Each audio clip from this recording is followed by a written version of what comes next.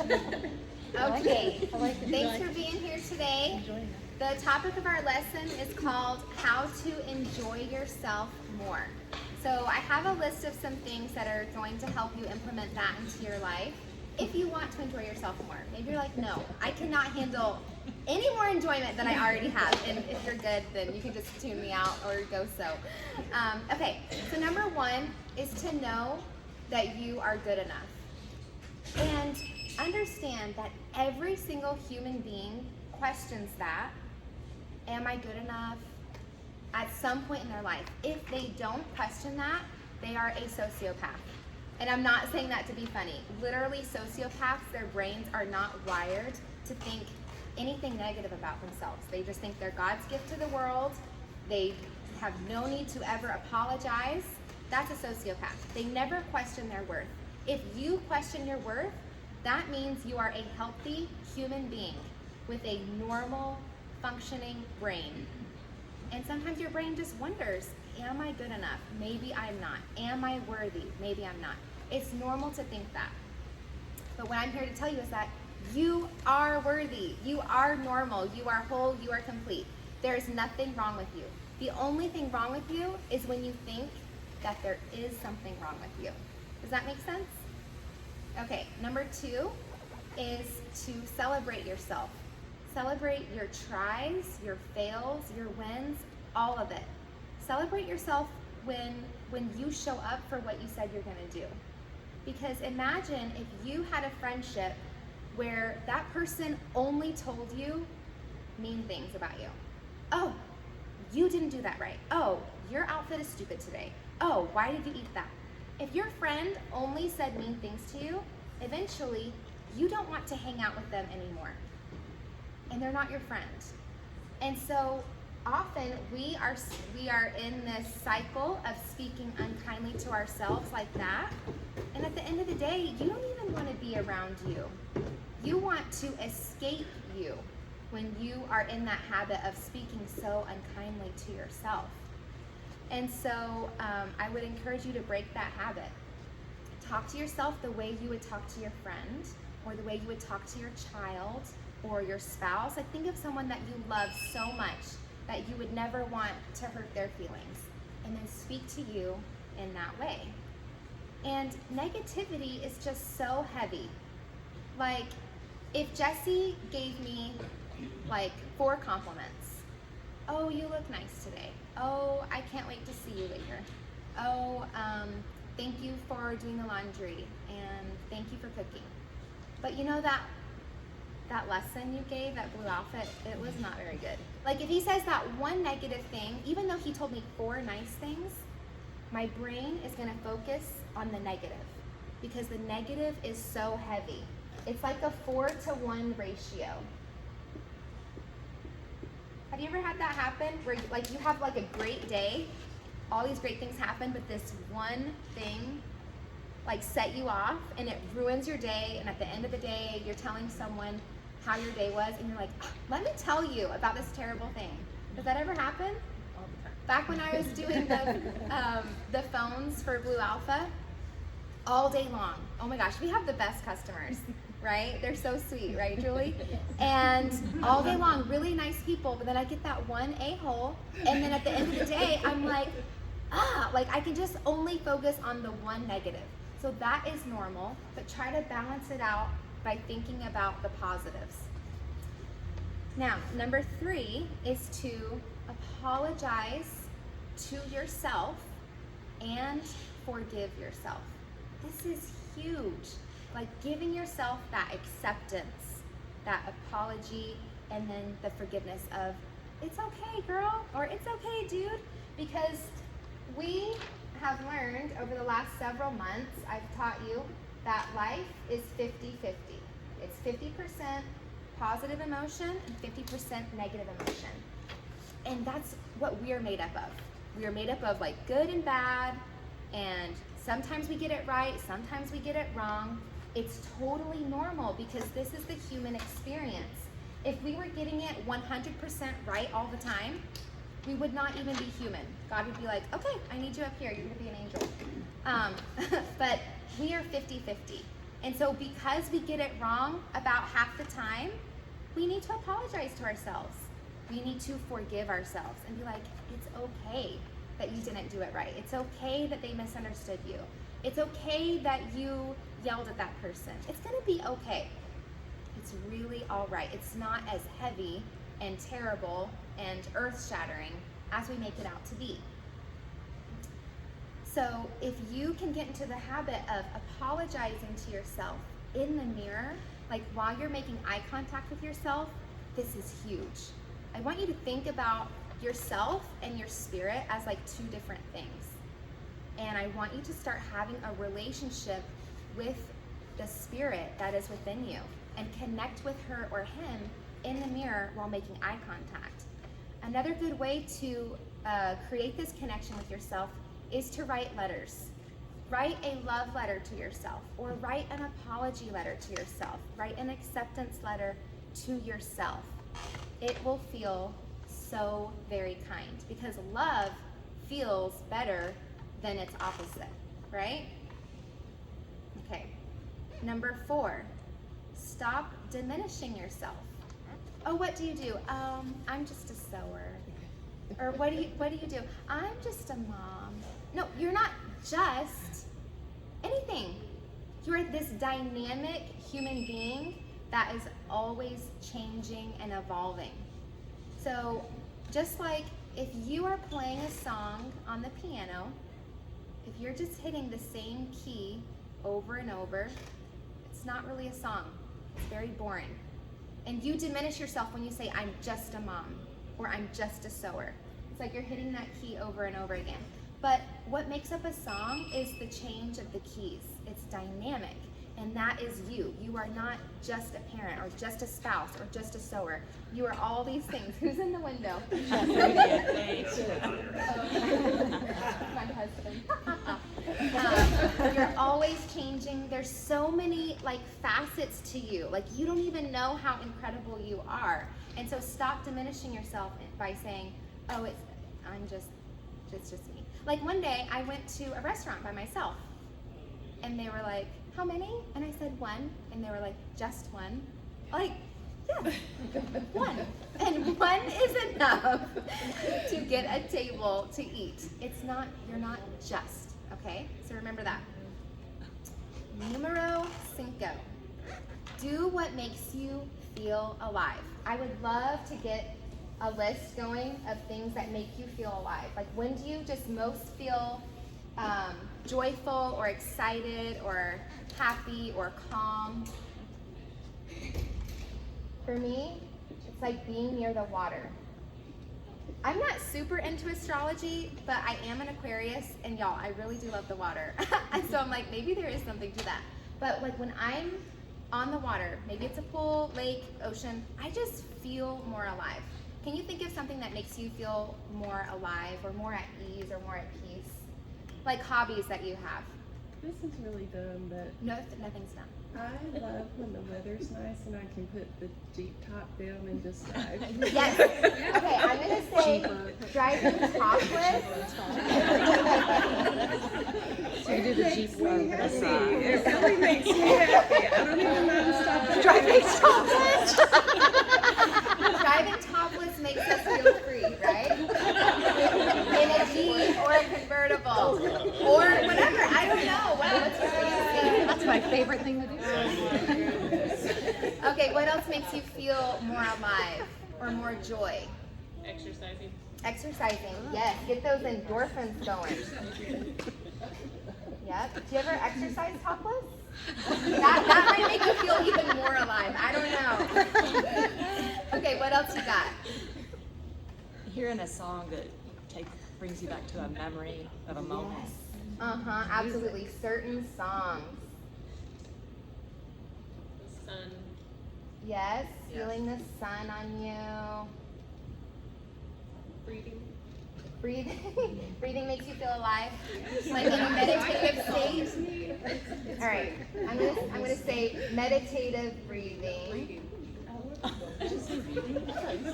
She said. Oh, did you say reading? I Or said breathing? reading. I thought breathing. I'm like, that's basic. Okay, you know what? We're just gonna leave it up here and then say reading. Yes, reading is a very kind thing you can do for yourself to just chill out, unwind. What else brings you like calmness or peace or joy into your life? A really good night's sleep. Yes, a really good night's sleep. How many hours? 8 to 9. 12. I'm going to say 8 to 12 hours of sleep. Solid. Oh, I love it when I like don't wake up in the middle of the night. I feel like I hit the lottery. Anything else that stands out to you? It's good to like hear this because sometimes we get in ruts in life and we're like, I don't even know what brings me joy. I like to get in the middle of like a project, like a craft project. Mhm. That's why I never want to do anything like that for like a business, because then it wouldn't bring me joy. So when I can take the time to do things like this, then it's more fun. Just like baking cakes Creating or something, Creating. Yeah. Baking, Grandkids. creating. What was that? Grandkids. Grandkids. Yes, nieces and nephews. I just like spending time with family. Grands, family time. Puppies. Puppies. traveling. Puppy time. Oh yeah, traveling's a good one. Eating. That brings me some joy. Oh, I just wrote joy. But eating. Okay, eating. Y'all, dancing. That lights up my life. Dancing to a good song.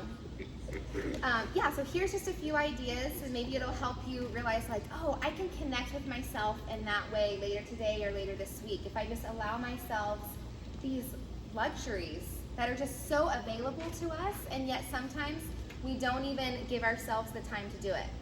So I think about my daughters and how they love spending time with their grandparents or their adopted grandparents because the grandparents let them do what they want to do. And it feels so exciting for my girls, right? Because they get to do what they want to do. That makes them feel joyful and alive and exuberant. And so think about, again, the friend concept. If you have a friend that wants to hang out, hey girl, if you have a friend that wants to hang out, and every time you go to make plans, she wants to choose what to do. Every time. She never lets you choose. How rude. She only wants to see scary movies, and you're a scaredy cat. I'm such a scaredy cat. Eventually, you don't want to hang out with her anymore because she only wants to do what she wants to do. So let yourself do what you want to do. Right? Not 24/7. Because then you won't get anything done here. But no, definitely give yourself more time to do things that you want to do things that make you feel alive, that bring you joy. Let's see. Oh, here's an example though.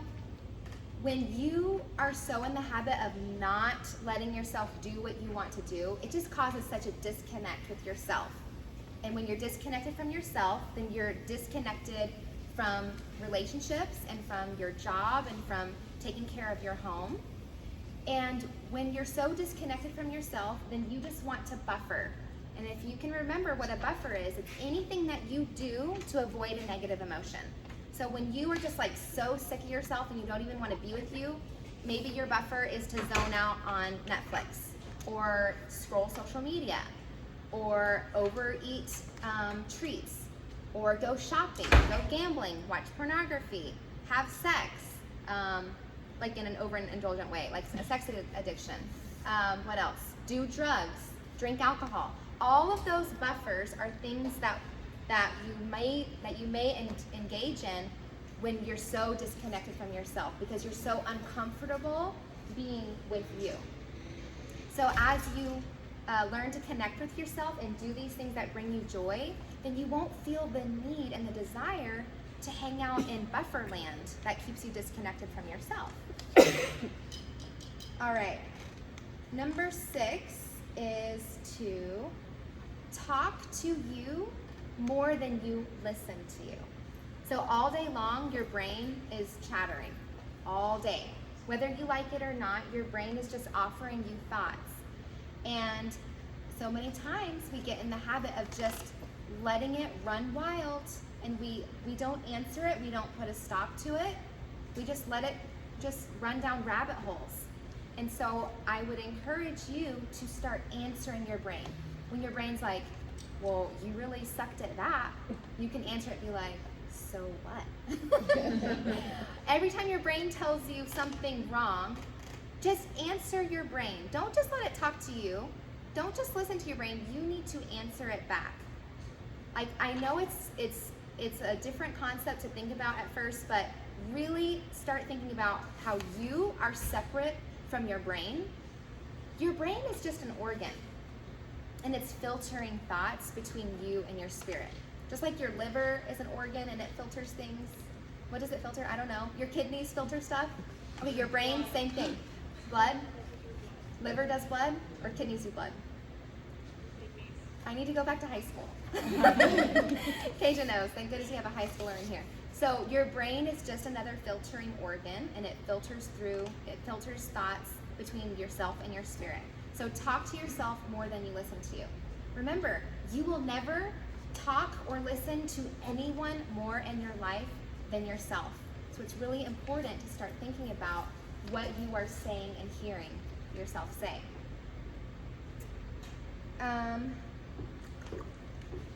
Number 7, keep your commitments to yourself. When you tell yourself you're going to do something, don't be a no-call, no-show. If I said, hey, will you meet me for lunch tomorrow? I'm buying. You'd be like, yeah, I'll be there. You would not stand me up. You would not be a no-call, no-show. So don't do that to yourself. If you tell yourself, I'm going to treat myself to something that makes me feel alive, tomorrow at 9 p.m., I'm going to listen to a certain song, and I'm going to allow myself to dance, then keep that commitment to yourself. Don't be a no-call, no-show. Because when our friends stand us up like that, eventually, we don't want to be their friend anymore, right?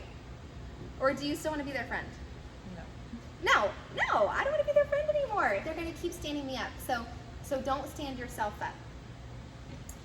Number 8, say I love you to yourself and give yourself hugs. I know it sounds weird. I thought it was weird at first too, but now I love it. Like, I am my own best friend. I never feel lonely. Almost never. Because, like, I've got me, and I love me. And so when you love yourself and hug yourself, also setting affirmations in your phone. I have an app called Reminders, and every day at certain times, this little reminder will just pop up in my phone magically that says, I love you, I've got your back. And I'm like, oh yeah, okay, cool. And every day I just check it off, and sometimes I leave the banner up on my phone all day, sometimes I check it off, I'm like, okay, I'm good, I don't need to see that all day. But it just pops up every day, and so it's such a nice way to remind yourself that you love you, you've got your back, you accept you, you're gonna do what you gotta do, you're gonna keep your commitments to you. Whatever words feel empowering to you, put that into your phone to pop up every day at a certain time. It's such a nice reminder. So the last thing, one more example. Every morning we wake up, our breath is stank. Okay? What do we do? How do we solve for it? You can't solve for it. You brush your teeth at night before you go to bed. You brush your teeth in the morning. There's nothing to do in between but sleep and just let the bad breath happen. There's nothing to solve for. So know that your brain is going to offer you negative thoughts. No matter how much I life coach you, no matter how much you do these things, your brain is still going to offer you negative thoughts. It's okay. Just like the morning breath, it's okay. It is expected. Negative thoughts are expected, just like morning breath. Okay? And the only thing you can do to solve for it is just let it happen and then move on. Meaning, let the negative thoughts come in. They're gonna happen because you are a human. And then answer your brain. Be like, so what? Or, what else you got? Or be like, that's old news. You've been telling me that for years.